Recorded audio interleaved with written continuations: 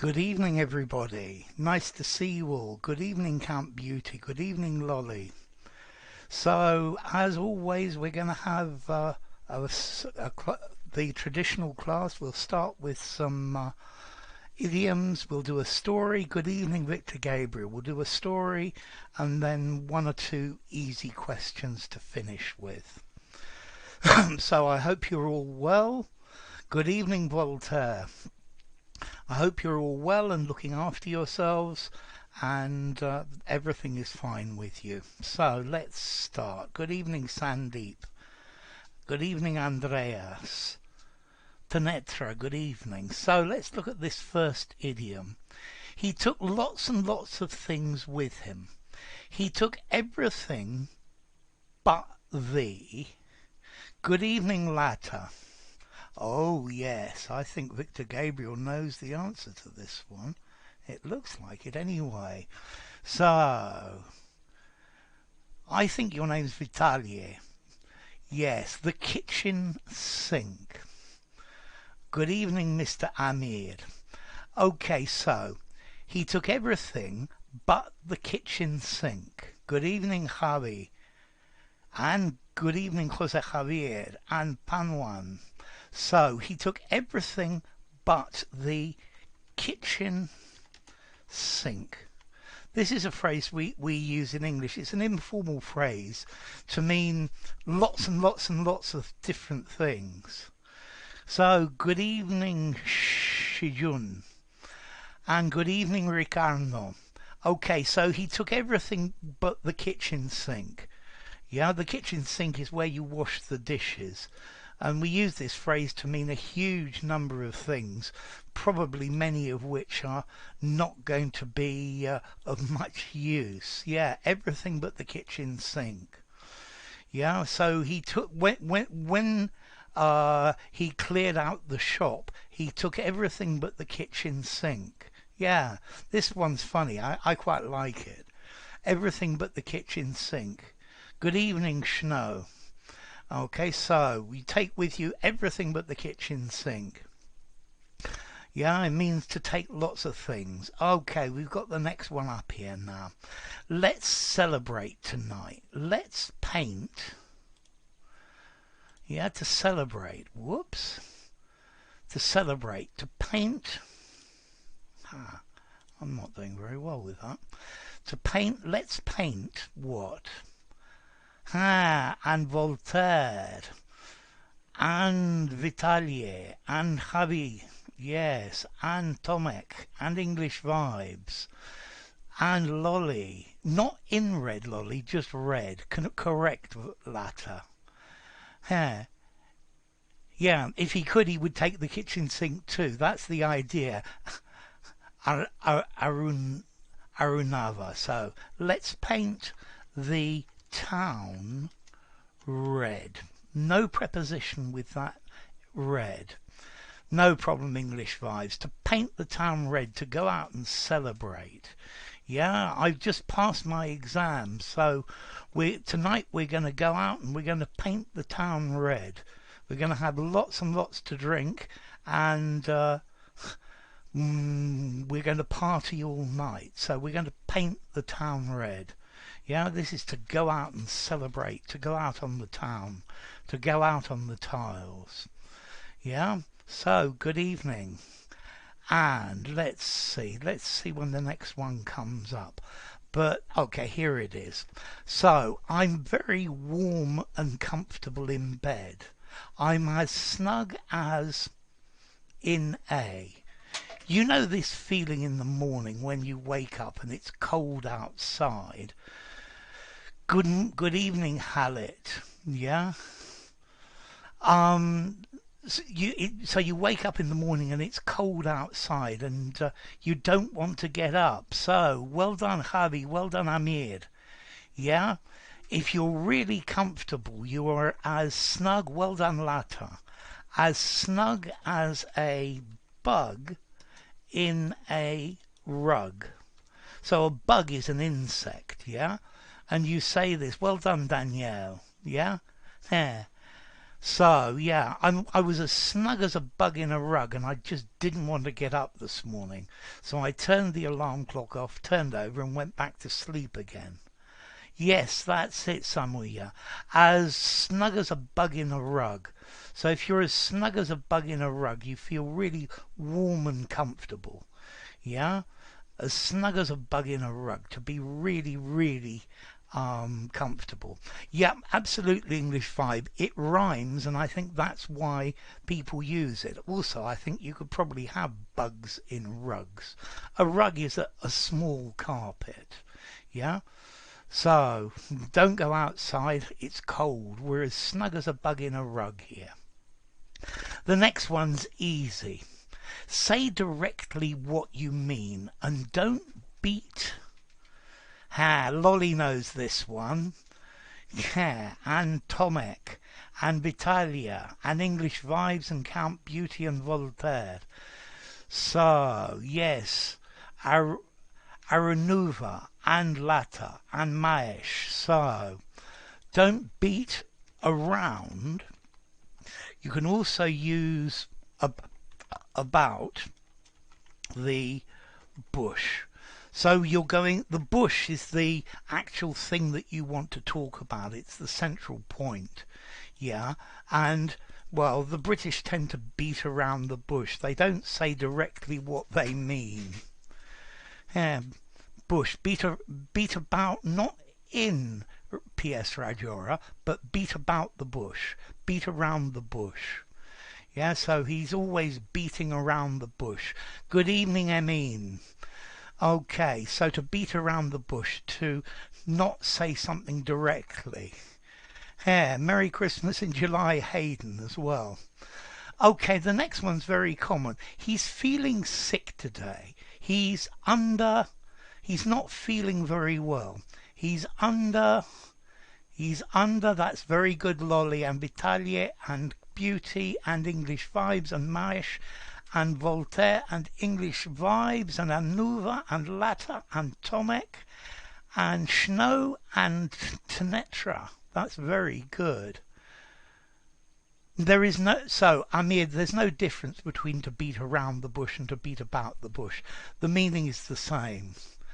Under the weather means peaky and iffy. So, just under the weather. He's feeling under the weather today. He's not feeling too good. He didn't come into work today because he's feeling under the weather. If somebody's under the weather, they're not feeling very well. Yeah, they feel a bit sick. Yes, that's it. He's out of sorts. I like that, Javi. So English vibe, yeah, obfuscating, beating around the bush. And Danielle, under the weather. Yeah, so if you're feeling sick, you're under the weather. If you're beating around the bush, you're obfuscating. I love that word, English vibes. Okay, so let's try the next one. His family is rich and he has all the money he needs. He was born with a in his... So this is talking about somebody who has all the advantages. Okay, Halit, what type of spoon? Vitali's got the spoon. So, Habi, what type of spoon? Yes, Count Beauty. Yes, Tomek. And yes, it's a silver spoon, isn't it? Yeah? So to be born with a silver, spoon in your mouth means to be born rich. Yes, Victor Gabriel, beating around the bush is procrastinating. Yeah, instead of going right for it. Well done, Ben. Yes, so to be born with a silver spoon in his mouth. To be born with a silver spoon in his mouth. So when he was a baby, they didn't feed him with a normal spoon like we all get, but they fed him with a spoon made from silver. So it was expensive. Yeah?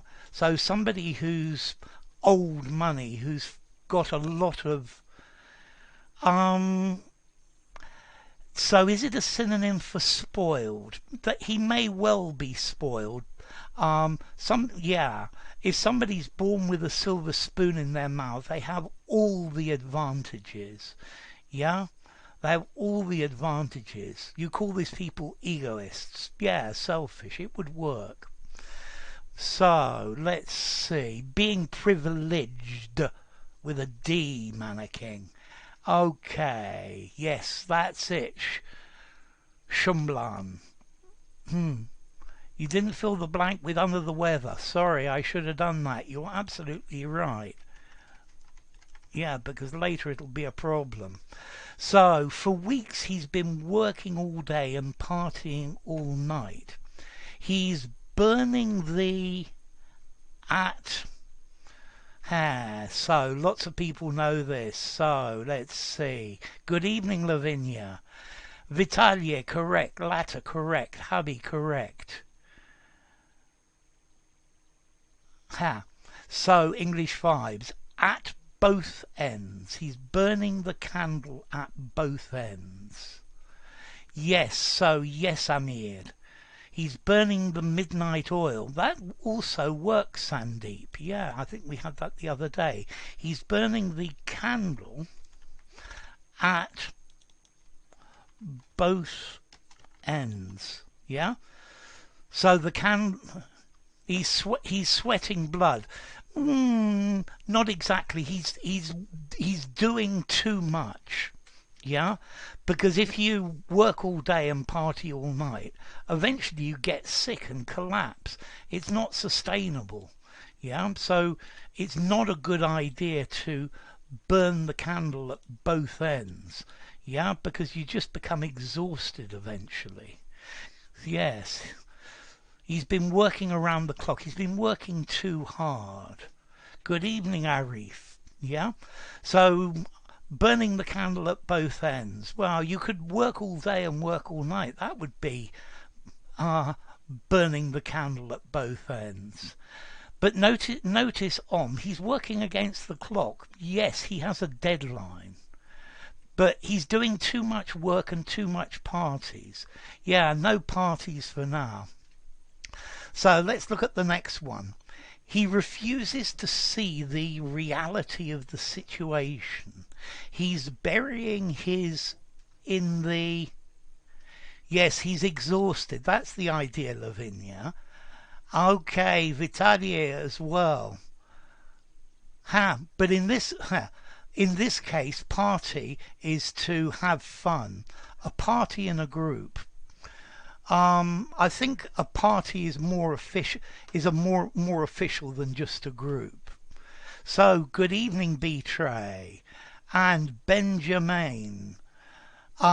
He's burying his head in the sand. Well done, Hubby. Yes, English vibes. Head in the sand, in the sand. Esra, that's it. Head in the sand. Okay, not in his head is in the clouds, but you bury your head in the sand. That's the idea, Latta. His mind, his eyes are in the ground. That's it, Tomek. He's burying his head, his head in the sand, like an ostrich. You know an ostrich is this great big bird. Well, sometimes ostriches bury their head in the sand. Yeah, burying your head in the sand. That's it, Anna. So let's try the next one. I need to paste this. Yeah, so it's not a good idea to bury your head in the sand. That's the idea, like an ostrich, Lolly. Crusade against the upheavals, to fight strongly against the changes that are happening. Good evening, Manu. No problem in you being late. You can watch the replay on the video, the bit you missed. Yes, avestruz, ostrich, absolutely. The ostrich is a stupid bird. Yeah, exactly, just like an ostrich. So, this couple is always arguing. They fight like hair. Lolly, you got this one. Well done. First in there. Yeah? Hair and Voltaire and Tnetra and Maesh. Okay, so if two people fight a lot, they fight very hard and seriously. They fight like, you could say cat and dog singular, Arnuva, but it's more common, as Ricardo puts it, cats and dogs. Victor Gabriel, well done. Andreas, and Count Beauty, and Lavinia as well, and Rajora. So to fight like cats and dogs. Okay, yeah, they fight like cats and dogs. That's the idea. This next one, I'm not sure it's an idiom, but it's a phrase you really should know. Yeah. So yeah, firstly, they're always arguing. They're always fighting like cats and dogs. I know, Danielle, this phrase, it's raining like cats and dogs, but I don't think natives actually say that phrase. It's raining like cats and dogs. So this next one, I'm not sure it's an idiom. The plants and the animals that are native to a place are called the the denizens. Denizens. I made a video about that. The things or the people that live there. So, Sandeep and Vitaly, very good indeed. Yeah? So the local animals, the ground and the sky. No, as Javi Lopez Orfila said, yeah, the flora and fauna. Yeah, notice I say fauna. Yeah, the flora and fauna. The flora are the flowers and plants, and the fauna are the animals. Yeah, flora and fauna. The flora are the plants, and the fauna are the animals. And I think we're going to leave the idioms there, and let's try a story. Yeah, this story is called The Mice, the Cat, and the Bell. Yeah, the mice, the cat, and the bell. Yeah, flora and fauna is like Italian. That's good. It's probably from Latin. Okay, so we have this story. The mice, the cat, and the bell. So one mouse, two mice. So the mice plural. And the cat, you know. And the bell, ding-a-ling-a-ling-a-ling-a-ling. Yeah, fauna in a sauna is creepy. I quite agree, Ricardo. Okay, so the mice, the cat, and the bell. And what did the mice want to do? Yes, it's a common one. What was the problem with the idea? And what is the moral to the story? Yeah? So you can probably answer the questions without me reading it, yeah? Yeah, belling the cat was the other one. That's a common name for it. There were once some mice who held a meeting about how to protect themselves from the cat. One mouse said, "A bell should be tied around the cat's neck, so that we will be able to hear him wherever he goes and have advanced warning of his presence." They all agreed with this proposal. A wise mouse then asked, "Who will tie the bell around the cat's neck?" One mouse answered, "Not me, that's for sure." Another answered, "Me neither. I wouldn't go near that cat for anything in the world." To swoon is to faint. So if you swoon over someone, you think they're incredibly intelligent or incredibly beautiful. Yeah, so questions. What did the mice want to do? What was the problem with the idea? And what is the moral to the story? So let me read again. There were once some mice who held a meeting about how to protect themselves from the cat. One mouse said, a bell should be tied around the cat's neck so that we will be able to hear him wherever he goes and have advanced warning of his presence. They all agreed with this proposal. A wise mouse then asked, who will tie the bell around the cat's neck? One mouse answered, not me, that's for sure. Another answered, me neither. I wouldn't go near that cat for anything in the world. So, let's see. Well done, Lolly. That's the answer to the first question. They wanted to tie a bell around the cat's neck. Good English, Lolly. So, to protect themselves from the cat. Very good, Amir. Let's see, Tomek. The mice wanted to protect themselves from a cat. Good. Javi. The problem was who dared tie the bell around the cat's neck. I love that phrase, who dared. You're using dare as an auxiliary or a modal. The mice wanted to bell the cat. Absolutely, Sandeep. Beauty. The mice decided to bell the cat, but the performance of the idea was too dangerous, so no one dared to realize it. The moral is easier said than done. That's very good, Beauty. Yeah? I think the performance of the idea, you could say the performance, the undertaking of the idea, the carrying out of the idea. Mohammed. Then, at the end, who did the tying of the bell around the cat's neck? Good English. Danielle. They wanted to tie a bell round the cat's neck so they could be aware of him any time. Good English. Lolly. Problem. Who will tie the bell around the cat's neck? Good English. Renyard. 1. Tie a bell around the cat's neck. 2. It's absolutely unrealistic. 3. Many groups discuss unrealistic ideas. Good English. Tomek. Nobody wants to carry out the task. I like that. That's succinct and good English. English vibes. The mice wanted to get rid of the cat and protect themselves, so they decided to tie a bell round its neck. Good English. Manu. The mice wanted to tie a bell around the cat's neck. Good English. Lavinia. The mice want to tie a bell around the cat's neck in order to protect themselves from the cat. Well done, Lavinia. That's a good sentence. Mr. Amir. The problem was who would tie the bell. And betray. Empty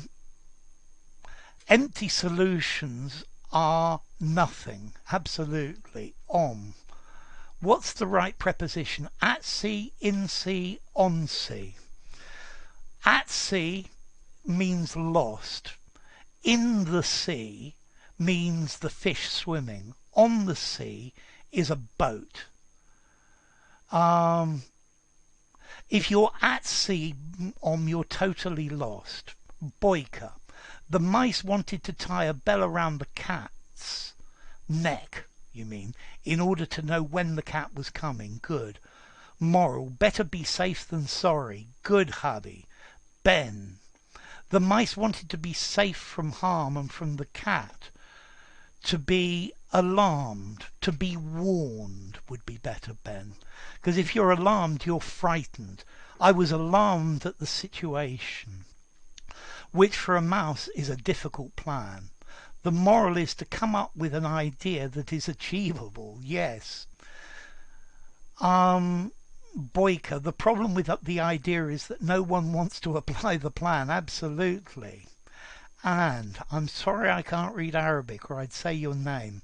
The mice came up with an idea to tie the bell around the cat's neck. Good English. Hallet. The problem with the idea is that none of them want to take the responsibility. Yeah, nobody wants to die. And Lavinia, the problem is that it is an utopian. It is a utopia because the mice are afraid of the cat. The mice are cowards because they're plural. English vibes. The problem with the idea was that any of the mice, no, none of the mice. Notice any in itself English vibes is not negative, any is positive. You need to say none of the mice must be daring and brave enough to touch the cat and get close to it. Good evening, Susanta. Sandeep, the problem was with the idea. No mice dared to go to the cat and bell the cat. Absolutely. And I've lost my place. Mr. Amir, moral is the idea should always be applicable. Good. Javi, they built castles in the air. Absolutely. You can also say they built castles in Spain. Tanetra, mere lip service doesn't work. That's a great phrase. Mannequin, the smile on his face evinced that he was proud of me. Correct. The problem was that nobody wanted to tie the bell. Absolutely, Manu. Mike, it takes too much of guts to get the bells around the cat's neck. So, it takes too much guts, no of, to get the bell around the cat's neck. So, not too much of, just too much guts. Tomek, contrary to popular belief, an ostrich doesn't bury its head in the sand. Okay, thank you. Boyka, moral, always try to think about reasonable and acceptable solutions to your problems. Lavinia, the moral is that it is easier telling than acting. Good English. Sandeep, the moral, it takes guts to take actions. Good Sandeep. And Danielle, easier said than done. It was too risky. Victor Gabriel, they wanted to tie a bell on the cat's neck to know here when it would be coming close or not. But none of them were daring enough to do it. Moral of the story, don't try to do something you can't do. Absolutely. Good English, Victor. Voltaire. Moral, nobody likes to do the hard work. That's very true. Too many chiefs and not enough Indians.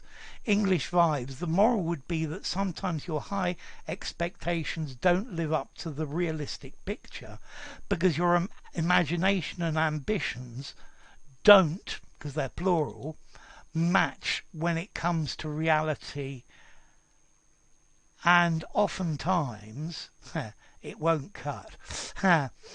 Voltaire, yes. So, Lolly, moral, to have a good idea is insufficient. You have to make real the idea. You have to make the idea real. So, yes, Hayden, it's good to have English speakers. Thinking like that won't cut. That works, English vibes. The mice, so, Arunava. The mice should have introspected. They should have been introspective. They should have been introspective before hatching the plan of belling the cat. Hallett, I think the moral behind the story is people decide unrealistic solutions to the problems that are much bigger than they think. Okay, so Lavinia, the problem was that the mice are cowards because they aren't able to act. The moral is better acting than only talking. Good. Betray. Everybody was so lazy to do that. Was too lazy, Betray. Have your feet on the ground. That's a good one, Javi. Lolly, good ideas must be implanted with an eye. And so let me read this because I've been at this for quite a while and we're running out of time. So I need to put the text here. Okay. Oftentimes. I think oftentimes just sounds a bit more old-fashioned, and but the meaning's the same. Alas, Sandeep. Yeah? Okay. Yeah. Oh, it's so annoying, English vibe, when the when it autocorrects. Manu, mice can play only when the cat has gone away. Absolutely. So, let me read it. There were once some mice who held a meeting about how to protect themselves from the cat. Easy. One mouse said, a bell should be tied around the cat's neck so that we will be able to hear him wherever, it doesn't matter where he goes, and have advance warning of his presence. They all agreed with this proposal. Yeah, they all thought it was a good proposal. A wise mouse, wise, intelligent mouse, then asked, who will tie the bell around the cat's neck? One mouse answered, not me, that's for sure. Another answered, me neither. I wouldn't go near that cat for anything in the world. Okay, so there are lots of things. Ricardo, visionaries are risk averse. Companies are risk averse as well. Tomek, actions speak louder than words. Absolutely. Currently, Boyka, currently. Some iced tea. Oh, I love it. Some iced tea. That's very good. Some iced tea. And when the cat's away, the mice will play. Absolutely. So there you've got the story. And let's change and let's just try a few questions. So, first question, what does a couch potato do? What does a couch potato do? What does a couch potato do? Yeah. Okay, Lavinia, the story was easy today, and you did very well. You wrote very, very good English. So, what does a couch potato do? Yeah, a couch potato. What does a couch potato do? Are you a couch potato? So, what does a couch potato do? The lad and the lass. The lad and the lass. Okay, so what does a couch potato do? If you can't do that, don't think about it. Good. So, Count Beauty, sit on the couch. Good. Tomek, do nothing. Voltaire, lays about. Watch TV and eat. That's good, Lolly. Anna, nothing. Hayden, a couch potato does nothing. Absolutely. Sits on the sofa, Mike. Sit all day long and watch YouTube. Absolutely. So I'm lost. Okay. Protect the potato. No, Lavinia. A couch potato is a person who sits on the couch on the sofa and does absolutely nothing. Yeah, sit on the couch and eat potato? Yes, definitely. Couch potato. No, it's not a type of potato. It describes a person who's always sitting on the sofa, watching TV and eating, and they don't work, they don't do anything. As Latter says, he, she. You could say they sit, Latter. That avoids your he, she problem. They sit all day long and watch TV or do nothing. So, Hayden, a couch potato does nothing. Down lazily, absolutely, Tanetra. Watch lots of TV on the sofa, that's it, hubby. Gives useless advice, no. Victor Gabriel, exactly nothing. A slob does nothing. A couch potato does nothing, absolutely. Let's try the next one then. Where might crumbs come from? Where might crumbs come from? Where might crumbs come from? It's all right, Lavinia. There's no failing. Each time you make a mistake, it's an opportunity to learn. Look at it like that, Lavinia. No mistakes, no failing. Opportunities to learn. Opportunities to get better. So where might crumbs come from? Crumbs. Crumbs. Where might crumbs come from? And that's Tom K. Bread. Absolutely. I like that phrase, bone idle latter. Voltaire, bread. Crumbs like bread. Crumbs come from bread. Yeah. And they may come from bread or from biscuits. So let me paste it back again. Crumbs are these little pieces of bread or food that fall when you're eating. Yeah? So you've got crumbs on the floor. Binge watching, yes, from leftovers. Crumbs, particularly from biscuits, from cake, from bread, crumbling cookies. With a B, Sandeep. A crumb is a tiny little piece of food, generally that's fallen. Yeah? Little pieces of food, food broken into tiny pieces. Bread, that's right. A bun. I like that as well, Victor Gabriel. Okay, so let's try one last one then. One easy one to finish. Name a green fruit. Yeah, crumbs are from pizza, for example. Pizza crumbs. That's the way the cookie crumbles. Absolutely.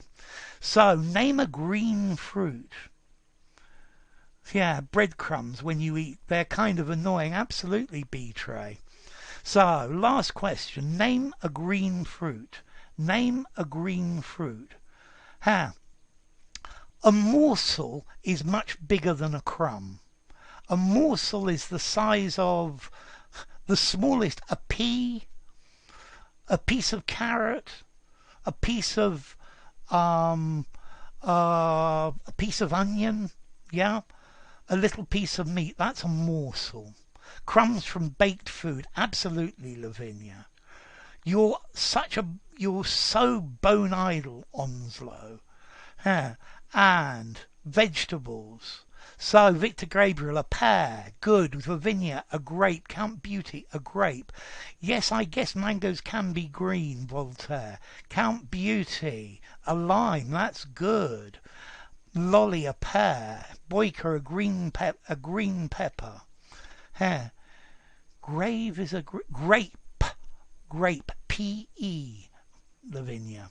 An avocado's green, a green apple, Tenetra, an unripe tomato, Tom K, a pear, Lavinia, apple, pear, guava.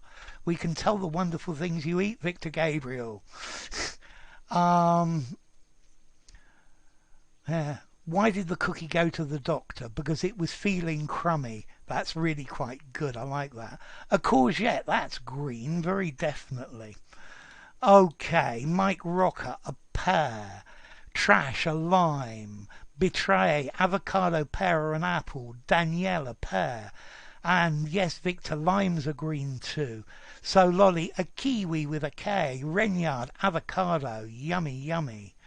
Jose Javier Limachi Torres. A kiwi, absolutely. I guess a watermelon is green on the outside, Mr. Amir. And Manu, a green apple. Wow, there are loads and loads. Olives, Javi. So, I think it's time, unfortunately, for us to stop. You've done a really good job today. Thank you very much. Take care of yourselves. You've been a wonderful group. And I will be here same time next week, God willing, inshallah. Okay, so take care of yourselves and enjoy. You've been a great